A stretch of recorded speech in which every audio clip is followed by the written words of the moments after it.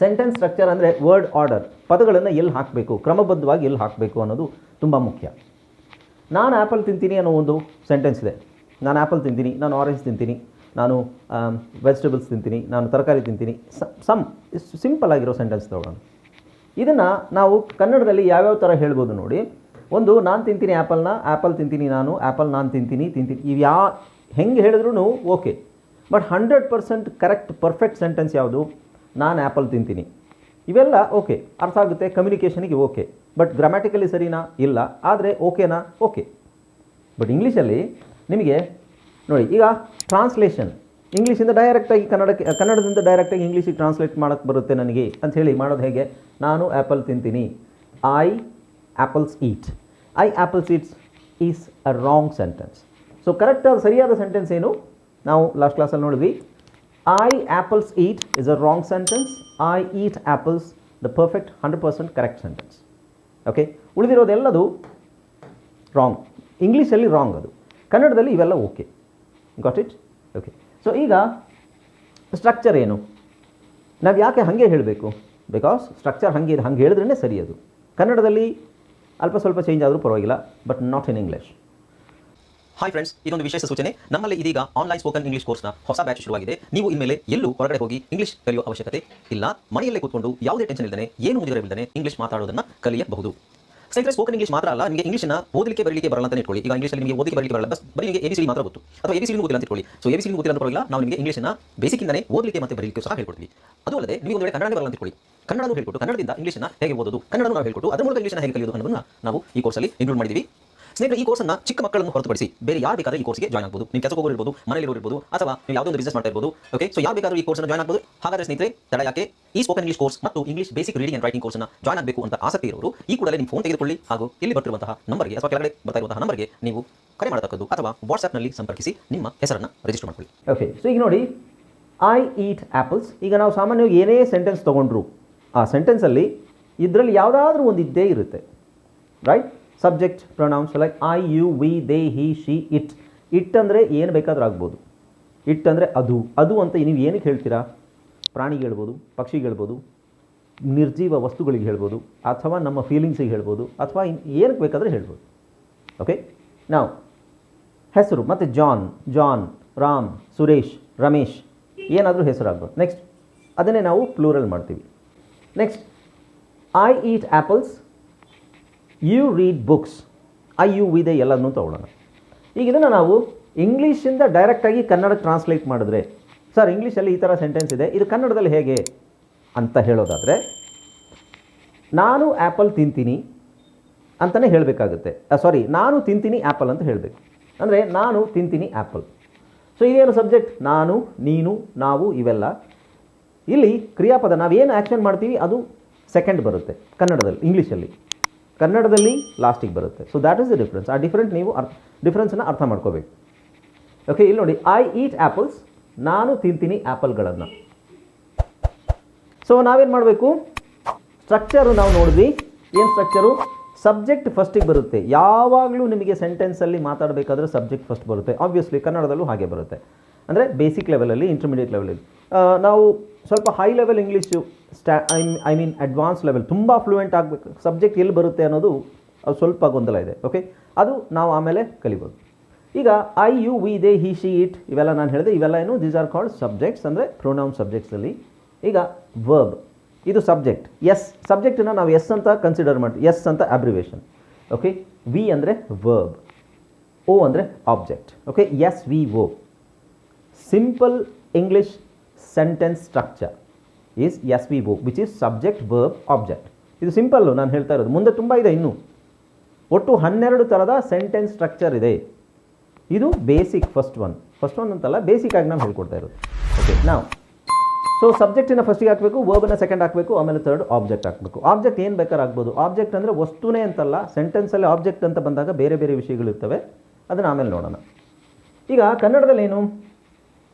SOV. ಕನ್ನಡದಲ್ಲಿ subject object ಬರುತ್ತೆ first. ನಾನು ಆ್ಯಪಲ್ನ ತಿಂತೀನಿ ಅಂತಲೇ ಹೇಳ್ತೀವಿ ಹೊರತು ನಾನು ತಿಂತೀನಿ ಆ್ಯಪಲ್ನ ಅಂತ ನಾವು ಹೇಳಲ್ಲ. ಓಕೆ, ಸೊ ಕನ್ನಡದ ಸ್ಟ್ರಕ್ಚರ್ ಇದು, ಇಂಗ್ಲೀಷ್ ಇದು. ಗೊತ್ತಾಯ್ತಲ್ವಾ? ಈಗ ನಾನು ಲಾಸ್ಟ್ ಕ್ಲಾಸಲ್ಲಿ ಏನು ಹೇಳಿದೆ ನಿಮಗೆ ಅಂದರೆ, ನೀವು ಇಂಗ್ಲೀಷಲ್ಲಿ ಏನಾದರೂ ಸೆಂಟೆನ್ಸ್ ಹೇಳಬೇಕು ಅಂತ ನಿಮ್ಮ ಮೈಂಡಲ್ಲಿ ಬಂತು ಅಂದರೆ ಕನ್ನಡದಲ್ಲೇ ಅದನ್ನು ಫಸ್ಟು ಆ ಸ್ಟ್ರಕ್ಚರ್ನ ರಿವರ್ಸ್ ಮಾಡ್ಕೊಳ್ಳಿ. ನಾನು ತಿಂತೀನಿ ಆ್ಯಪಲ್ನ, ಐ ಈಟ್ ಆ್ಯಪಲ್ಸ್. ಆವಾಗ ನಿಮಗೆ ಸೆಂಟೆನ್ಸ್ ಹೇಳಲಿಕ್ಕೆ ಈಸಿ ಆಗುತ್ತೆ. This is the best method.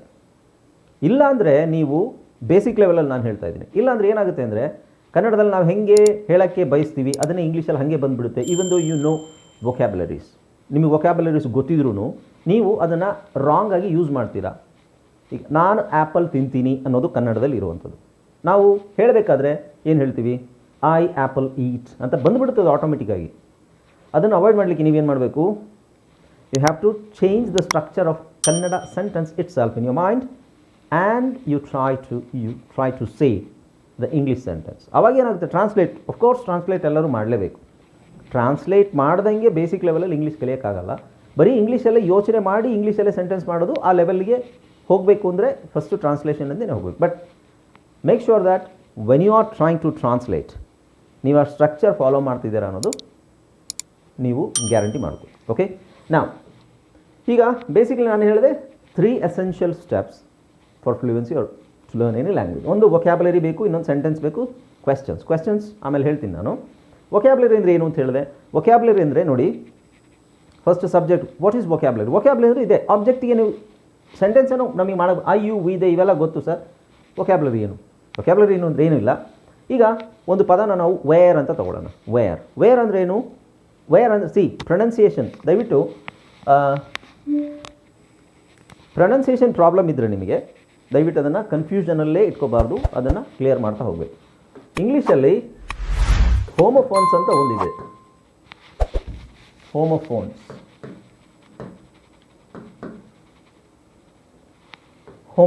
Homophones ಅಂದರೆ ಒಂದೇ ಪದ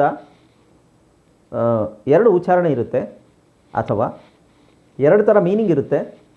ಒಂದೇ ಉಚ್ಚಾರಣೆ ಇರುತ್ತೆ, 2 ಮೀನಿಂಗ್ ಇರುತ್ತೆ, ಅಥವಾ ಒಂದೇ ಉಚ್ಚಾರಣೆ ಇರುತ್ತೆ, 2 ಉಚ್ಚಾರಣೆ ಇರುತ್ತೆ, 1 ಮೀನಿಂಗ್ ಇರುತ್ತೆ. ಈ ಥರದ್ದು ಭಾಳ ಇದೆ. ಇದು ವೇರ್, ಇದರ ಉಚ್ಚಾರಣೆ ವೇರ್ ಅಂತ ಹೇಳಬೇಕು, ವೇರ್. ಬಟ್ WHERE ಸಹ ವೇರ್. ಇದರ ಉಚ್ಚಾರಣೆ ಏನು, ವೇರ್. ಇದರ ಉಚ್ಚಾರಣೆ ಏನು, ವೇರ್. ಇಂಗ್ಲೀಷಲ್ಲಿ ಆ ಥರ ಇರೋ ಪದಗಳಿಗೆ ನಾವು ಹೋಮೋಫೋನ್ಸ್ ಅಂತ ಹೇಳ್ತೀವಿ. ಹೋಮೋಫೋನ್ಸ್ ಅಂದರೆ ಒಂದೇ ಥರ ಉಚ್ಚಾರಣೆ ಇರುವಂತಹ, ಬೇರೆ ಬೇರೆ ಅಕ್ಷರಗಳಿರುವಂತಹ 2 ಅಂದರೆ ಬೇರೆ ಬೇರೆ ಮೀನಿಂಗ್ ಇರುವಂತಹ ಪದಗಳು. ಉಚ್ಚಾರಣೆ ಮಾಡಬೇಕಾದ್ರೂ ಕರೆಕ್ಟಾಗಿ ಯೋಚನೆ ಮಾಡಬೇಕು. ಇದನ್ನು ವಿಯರ್ ಅಂತ ಹೇಳೋದಲ್ಲ, ವಿಯರ್ ಅಲ್ಲ, ವೇರ್ ಅಂದರೆ ಧರಿಸು. ಸರ್ ವೇರ್ ಅಂದರೆ ಎಲ್ಲಿ ಅಲ್ವಾ? ಹೌದು, ಎಲ್ಲಿನೂ ಹೌದು. ಎಲ್ಲಿ ಅನ್ಲಿಕ್ಕೆ WHERE ಬರುತ್ತೆ. ವೇರ್ ಅಂದರೆ ಇನ್ನೊಂದು ಪದ, ಧರಿಸು. Okay, right. ಪ್ರೊನೌನ್ಸಿಯೇಷನ್ನು ಸ್ವಲ್ಪ ನೀವು ಫೋಕಸ್ ಮಾಡಬೇಕು. ನಾನು ಹೇಳಿದೆ ಧರಿಸು ಅನ್ನಲಿಕ್ಕೆ, ಧರಿಸು ಅಂದರೆ ಏನು, ಹಾಕ್ಕೊಳ್ಳೋದು, ಬಟ್ಟೆ ಹಾಕ್ಕೊಳ್ಳೋದು, ಅಥವಾ ಏನನ್ನಾದರೂ ಧರಿಸೋದು, ಆಭರಣ ಧರಿಸೋದು, ಬಟ್ಟೆ ಹಾಕ್ಕೊಳ್ಳೋದು ಅಂತ. ಸೊ ಇದಕ್ಕೆ ಸಂಬಂಧಪಟ್ಟಂತಹ, ವೇರಿಗೆ ಧರಿಸೋಕ್ಕೆ ಸಂಬಂಧಪಟ್ಟಂತಹ ವಿಷಯಗಳು ನಮಗೆ ಇಷ್ಟು. ನಾನು ಹೇಳಿದ್ನಲ್ಲ, ಆಬ್ಜೆಕ್ಟ್ಸೇ ಜಾಸ್ತಿ ಇರೋದು ನಮಗೆ.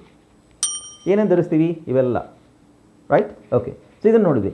ನೆಕ್ಸ್ಟ್ ಏನು, ಜ್ಯುವೆಲ್ರಿ, ಆಭರಣಗಳನ್ನು ಧರಿಸ್ತೀವಿ.